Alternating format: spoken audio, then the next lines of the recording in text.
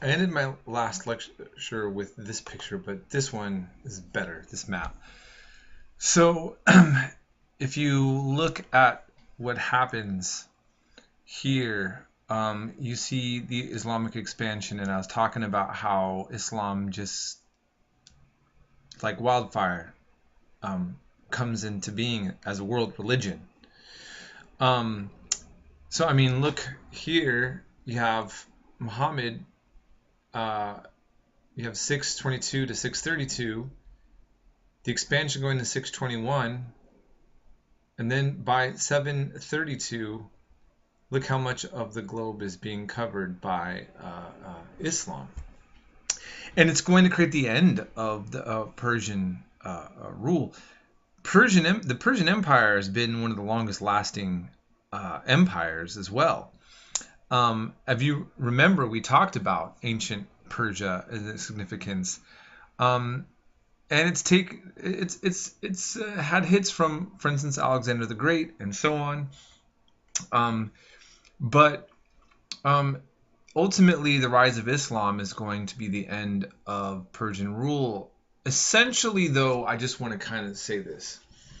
There's always this undercurrent within Persia of a kind of Persian nationalism, if you want to dub it that, that creeps up later. There's a book called the Shahnameh, written by a man named Ferdowsi later on, where he tries to use almost no Arabic influenced words, and he tells the history and the legacy of the Shahnameh is of the legacy of the Shahs, of the rulers of Persia, of ancient Iran, and he ends it right as the start of Islam comes.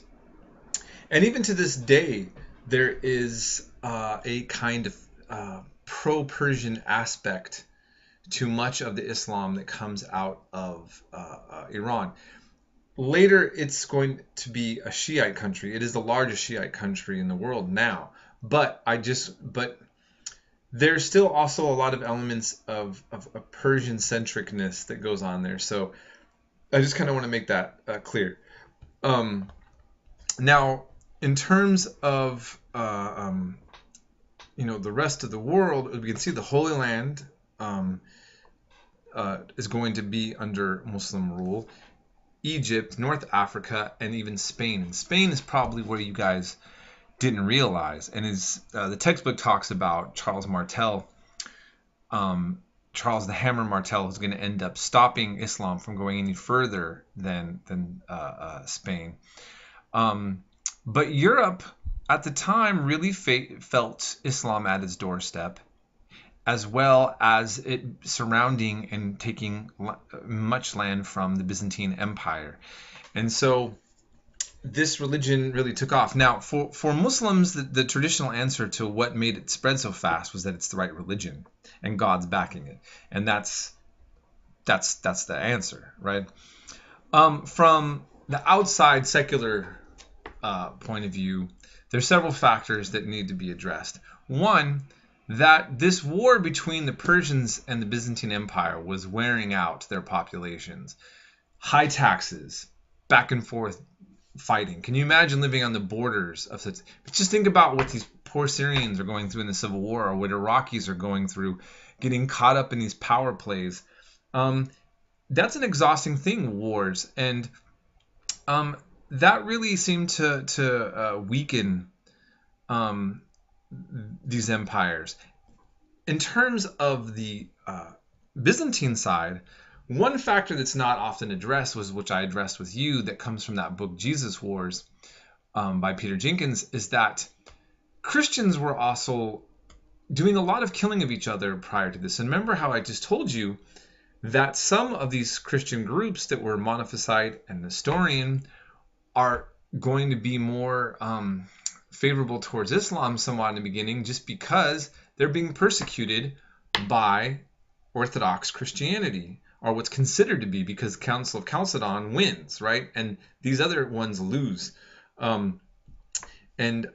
So there's a lack of unity, and there's fragmentation within the Christian world. And also, I think this, as I was mentioning earlier, this whole complication about the nature of Jesus was also what was tearing people apart. And Islam just says, hey, doesn't our religion look just like yours? But it's real simple, right? There's just one God.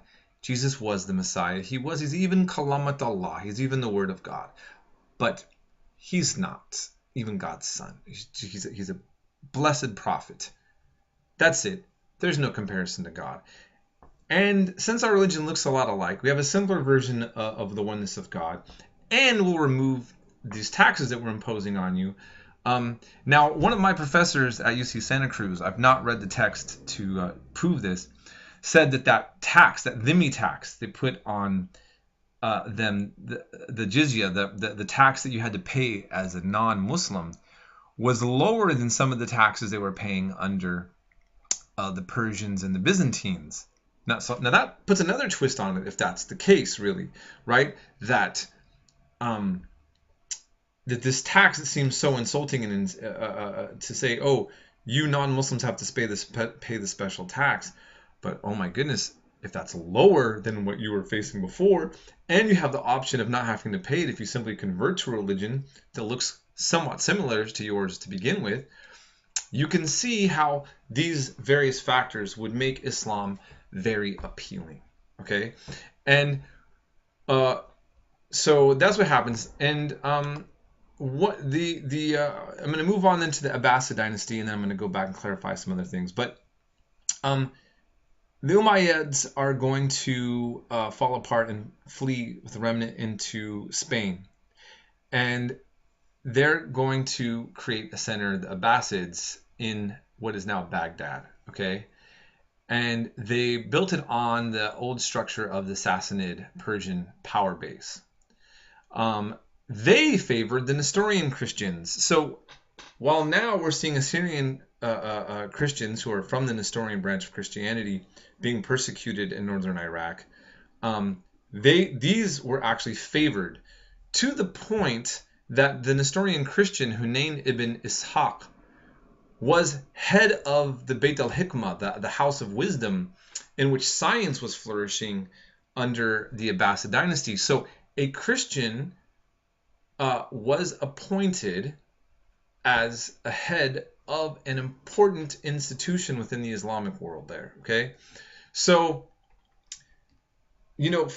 for the negative comments that come out about Christians and Jews in the Quran that are pointed out on Fox News all the time or whatever, it's not that those aren't right, but they're ignoring other interpretations of what the context of those scriptures are, and they're also ignoring the fact that historically, I'm not saying that Islam and Christianity and Jews were one big happy family, but what I'm saying is that different times, these relations, and I mentioned this before, were better than others, okay?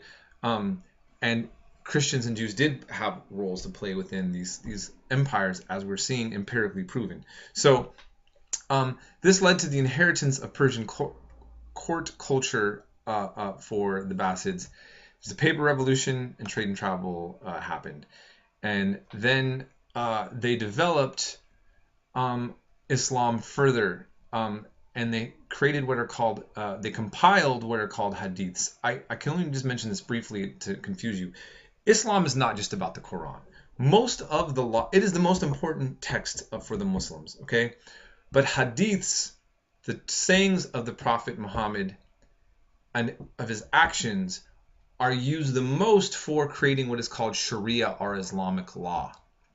Remember I told you that reading the Quran is quite complex. It's very hard to just pick up and read and follow that, and especially to use in terms of ruling an empire. But the hadiths really kind of help solidify that, and these collections get edited and made around these same times. The Shiites have their own collection.